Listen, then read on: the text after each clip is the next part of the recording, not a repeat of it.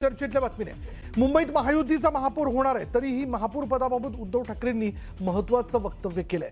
देवाच्या मनात असेल तर आपला महापौर होईल असं म्हणत उद्धव ठाकरेंनी महापौर पदाबाबत आशावाद व्यक्त केला। तर त्यांच्या या वक्तव्यावरनं सीएम फडणवीसांनी टोला लगावलाय। देवानेच ठरवलंय महायुतीचा महापौर करायचा असा टोला फडणवीसांनी लगावलाय।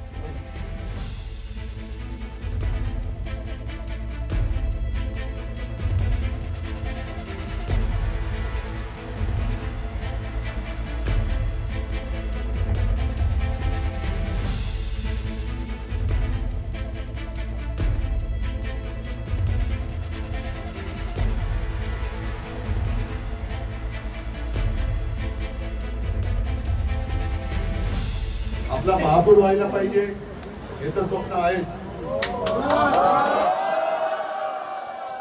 आणि बघू देवाच्या मनात असेल तर तेही होईल।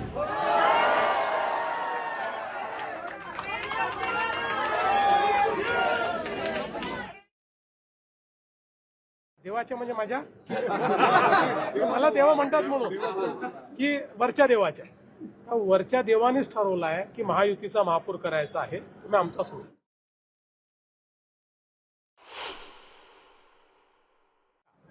या अतिशय कमी मताने 7 मताने 5 मताने 100 मताने आम्ही हारलो, पण ठीक आहे, पूर्ण बहुमत।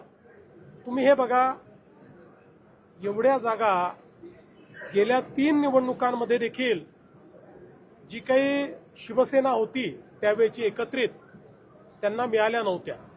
त्यांचा 3ही निवडणुकीचा रेकॉर्ड आम्ही तोडलेला आहे आणि पूर्ण बहुमतामध्ये आम्ही निवडून आलेलो आहोत। त्यामुळे आता कोण काय म्हणतं, काय असतं की गिरा तो क्या हुआ टांग तो ऊपर थी असे म्हणणारे खूप लोक असतात, त्याच्यावर फार काही बोलायचं नसतं। मी हे आधीच सांगितलं होतं, कारण मला राजकीय दृष्ट्या दिसत होतं की या युतीमध्ये सगळ्यात मोठं त्या ठिकाणी ज्याला म्हणतो आपण द बिगेस्ट लुझर ज्याला म्हणेन म्हणजे इलेक्शनचं हे मनसे राहील। आणि माझं जे भाकीत होतं ते या निवडणुकीने स्पष्ट केलेलं आहे। त्या ठिकाणी मनसेला किंवा राज ठाकरेंना या युतीचा कुठलाही फायदा झालेला नाही, उद्धवजींना मात्र तो झालेला दिसतोय। राज ठाकरेंना मुंबई महापालिका निवडणुकीत फारसं यश मिळालं नाही। मनसेला फक्त 6 जागा जिंकता आल्या आणि यानंतर आता राज ठाकरेंनी सर्व मनसैनिकांना उद्देशून एक्सवर पोस्ट लिहिली आहे। या पोस्टमध्ये मनसैनिकांचं मनोबल वाढवण्याचा प्रयत्न त्यांनी केला।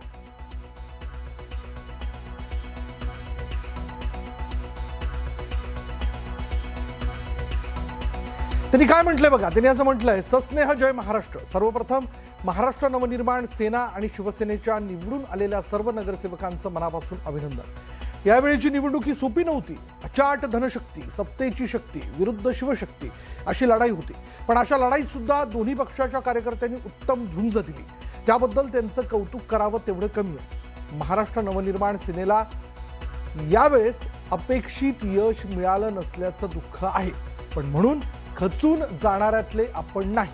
आपण जे नगरसेवक निवडून आणलेत ते तिथल्या सत्ताधाऱ्यांना पुरून उरतील आणि मराठी माणसाच्या विरोधात काही होत आहे असं दिसलं तर त्या सत्ताधाऱ्यांना जेरीस आणतील हे नक्की।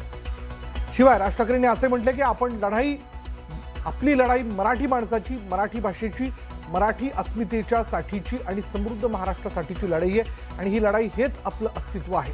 अशा लढाया या दीर्घकालीन असतात, याचं भान तुम्हा सगळ्यांना। बाकी काय चुकलं, काय राहून गेलं, काय कमी पडलं आणि काय करावं लागेल याचं विश्लेषण आणि कृती आपण सगळे मिळून करूच। तुम्हाला खरं तर हे सांगण्याची गरज नाही, पण तरीही सांगतो, MMR परिसरात असो की एकूणच राज्यात मराठी माणसाला नागवण्याची एकही संधी सत्ताधारी आणि त्यांच्या आश्रयाला गेलेले सोडणार नाहीत। त्यामुळे आपल्या मराठी माणसाच्या पाठीशी आपल्याला ठामपणे उभं राहायचंय। निवडणुका येतील जातील, पण आपला श्वास हा मराठी आहे हे विसरायचं नाही। लवकरच भेटूया, पुन्हा कामाला लागूया, नव्याने आपला पक्ष आणि संघटना उभारूया असं राज ठाकरेंनी एक्सवर पोस्ट केलेल्या आपल्या पोस्टमध्ये म्हटलेलं आहे। महापालिका निवडणुकांच्या निमित्तानं राज्यात पहिल्यांदाच एक नवा प्रयोग पाहायला मिळाला। मुंबई महापालिका निवडणुकीसाठी दोन्ही ठाकरे बंधू, मनसे प्रमुख राज ठाकरे आणि शिवसेना ठाकरे गटाचे प्रमुख उद्धव ठाकरे हे तब्बल 20 वर्षांनी एकत्र आले. मराठी अस्मितेच्या मुद्द्यावर निवडणूक लढवणाऱ्या राज ठाकरे यांच्या महाराष्ट्र नवनिर्माण सेनेला मुंबईमध्ये 6 जागांवर यश मिळालं. प्रभाग क्रमांक 38 मधून सुरेखा परब, मुंबई प्रभाग क्रमांक 74 मधून विद्या आर्या, 128 मधून सई शिर्के, 205 मधून सुप्रिया दळवी, तर 115 मधून ज्योती राजभोज आणि यशवंत किल्लेदार प्रभाग क्रमांक 192 मधून विजयी झालेत. आणि या विजयी उमेदवारांनी शिवतीर्थावर राज ठाकरेंची भेट घेतली. तसंच शर्मिला ठाकरेंनी विजयी उमेदवारांचं औक्षणही केलंय.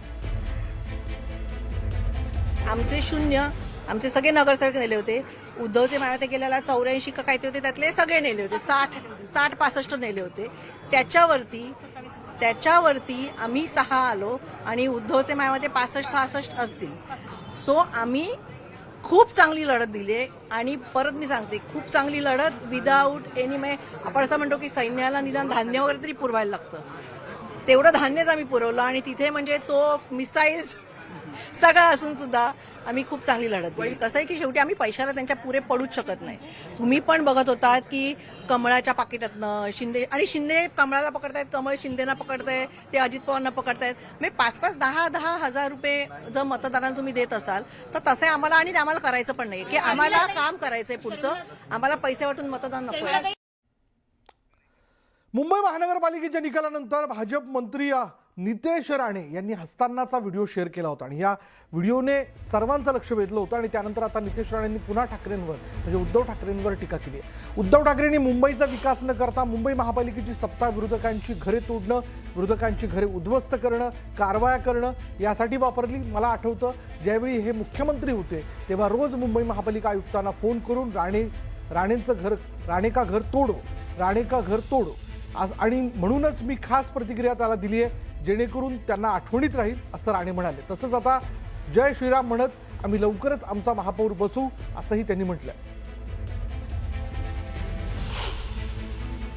मुंबईमध्ये आय लव्ह महादेव आणि जय श्रीराम विचाराचा हिंदू, मराठी आणि महायुतीचाच महापौर बसेल हे आम्ही वारंवार बोलत होतो. तसंच मुंबईकरांनी आम्हाला साथ दिली, देवेंद्रजींच्या नेतृत्वावर विश्वास ठेवला, महायुतीच्या सगळ्या आमच्या सहकाऱ्यांवर विश्वास ठेवला आणि आता जय श्रीराम म्हणत आम्ही लवकरच आमचा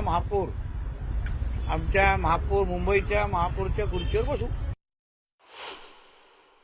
मुंबई महापालिकेची सत्ता विरोधकांची घरं तोडणं, विरोधकांच्या घरं उद्ध्वस्त करणं, कारवाया करणं यासाठीच ती मुंबई महापालिकेची सत्ता वापरलेली. मला आठवतं जेव्हा हे मुख्यमंत्री होते तेव्हा रोज मुंबई महापालिकेच्या आयुक्ताला फोन करून राणे का घर तोडो आणि म्हणूनच मी एक स्पेशल रिएक्शन काल त्याला दिली जेणेकरून त्याला आठवणीत राहील की राणे का घर को कुछ तोडा नाही, अभी तेरे मातोश्री 2 की बारी है.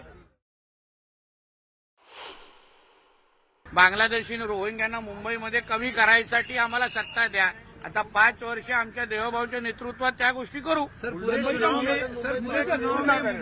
पूर्ण ऑइलिंग आणि सर्व्हिसिंग करून ठेवलेली आता सगळीकडे हे जे अनधिकृत हिरवी चादर टाकून ठेवलेली ना,